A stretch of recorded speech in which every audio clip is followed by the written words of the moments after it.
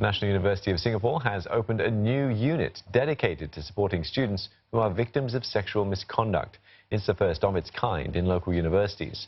This comes after an undergraduate's account of how her case was handled sparked an outcry in April.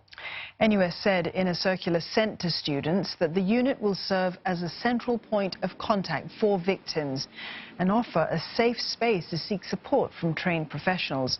Victims can contact the unit via a 24-hour hotline, and according to the university's website, the team has 5 staff, including care officers, and they will also work on a survey of the student population to understand the prevalence of sexual misconduct in NUS, both reported and unreported.